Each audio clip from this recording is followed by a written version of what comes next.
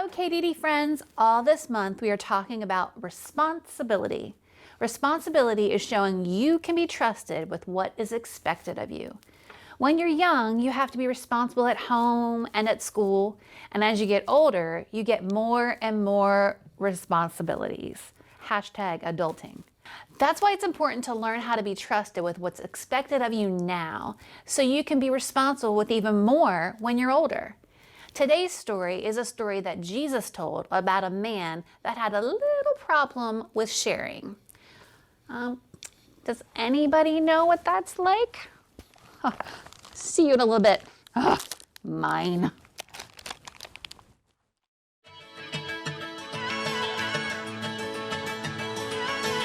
You never turn away, you never leave my side. And every time I call your name out just to find that you're already right here with me, never been alone. I can trust you with my heart, 'cause this I know. You are always faithful, you love me from the start. No matter what I'm facing, I will trust you with my heart. You are more than able to lead me through the dark. Your love is never failing, I will trust you with my heart. Whoa, I will trust you with my heart. There are days when I feel I need a friend, and then I hear your voice reminding me again that you're already right here with me, never been alone. I can trust you with my heart, 'cause this I know. You are always faithful, you love me from the start. No matter what I'm facing, I will trust you with my heart. You are more than able to lead me through the dark. Your love is never failing, I will trust you with my heart. Whoa, I will trust you with my heart. No matter what may come, no matter what I go through, God, you are never gonna fail me, I will trust you with my heart. No matter what may come, no matter what I go through, God, you are never gonna fail me, I will trust you with my heart. You are always faithful, you love me from the start. No matter what I'm facing, I will trust you with my heart. Yeah. You are more than able to lead me through the dark. Your love is never failing, I will trust you with my heart. Whoa, I will trust you with my heart. Whoa, I will trust you with my heart. Whoa, I will trust you with my heart.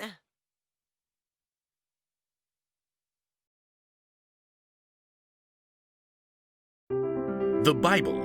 It's 66 books of history, stories, letters, and poetry that fit together to form God's one big story. The epic adventure of how He created us and loves us so much that He made a way to rescue us. As we travel through the Bible, from Genesis to Revelation, we discover people who met God and found their lives changed forever. Now, for an amazing story, inspired by the book of Luke, chapter 12, verses 13 through 21. Everywhere Jesus went, large crowds followed him. Some really wanted to learn and change. Some were just curious. Others, like the religious leaders, listened to Jesus' words so they could trap him with tricky questions. But there were some people who just wanted Jesus to back them up, to tell them that their way was the right way. One of these was a man, we'll call him Ezra. Teacher! Hey! Teacher! Ezra's demand was loud enough that everyone stopped talking to look at him. Are you gonna let me through or what? Ezra shoved through the crowd, dragging another man behind him, his brother. Teacher, you've got to tell my brother here that he has to divide the family property with me. Ezra's brother looked like he wanted to sink straight into the ground. Jesus turned to Ezra. Friend, Who made me judge or umpire between you? People listen to you. I thought you could, just settle this. Tell my brother I'm right. Watch out. Be on your guard against wanting to have more and more things. Life is not made up of how much a person has. That is not what I asked. Jesus didn't argue with the man. Instead, he told a story, a parable. If he had told this story today, it might sound just a little something like this. There once was a rich man whose field grew a fantastic crop of grain. Perhaps it was corn. His manager brought him the good news. Sir, we're set to bring in a bumper harvest of cobs and kernels. Yes! Go me! Oh, well, your employees did an excellent job of preparing the fields. Go me! And there was a lot of sunshine. Go me! And just the right amount of rain. Go me! Yes, go you. Harvest the crop at once! Well, we're working on that. There's just a little problem. Problem? Who messed up? Fire them at once! Oh, no. It's a good problem. You don't have enough barn space to store all your grain. Huh. I'm just too successful. Go me. Well, I was thinking you could share some of the grain.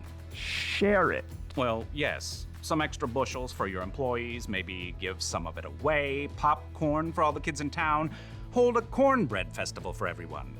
But it's all mine. Oh, yes. Yes, it is. I know. I'll tear down my barns and build bigger ones. Then I can store up all the extra grain for myself. Oh. See to it. I want those new barns up by the time the corn harvest is in. Yes, sir. The old barns were torn down and brand new, bigger barns were built. Perfection. Is the corn harvest complete? Yes, sir. All finished. Excellent. Have the men store it all in these new barns immediately. But they're so tired. I said immediately. Yes, sir. At last, the rich man's entire corn crop was stored in his shiny new barns. He settled back in a comfy deck chair and surveyed his property as the sun set. Go me!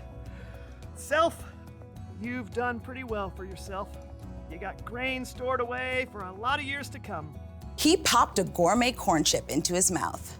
Self, take it easy. Eat, drink, and live it up. You foolish man. The rich man nearly choked on his chip. Excuse me? The rich man looked around, but he could see no one. He was entirely alone. Oh, great. Is this supposed to be some God moment where I discover what I've been doing wrong? That's exactly what it was. You foolish man. Tonight I will take your life away from you. Then who will get what you have prepared for yourself? Could we come up with a different ending to this story? But there was no way out for the rich man. He had chosen to focus only on what he could keep for himself. Jesus wrapped up his parable by explaining, That is how it will be for whoever stores things away for themselves, but is not rich in the sight of God. We don't know how Ezra responded, but maybe, just maybe, he started worrying less about getting more of his family's stuff. Maybe he started to care a little more about sharing what he did have with his brother.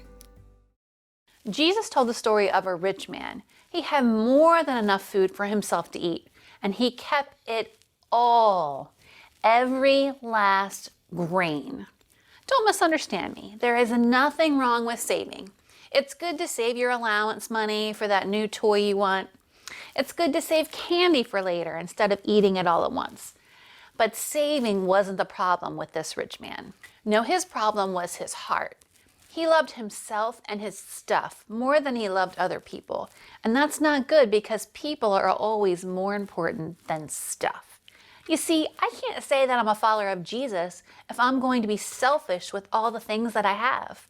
It's our responsibility to share with others, and we all have something we can share. Maybe you have time to share, or money, or candy. You're going to have all kinds of chances in your life to share with someone who has less than you. Don't miss your chance. Here is one life rule to remember. Share what you have. I've got candy to share the next time I see my friends. I've got clothes I don't wear anymore that I can donate. And I've got time to play a game or two. So, who wants to share some candy with me? Until next time.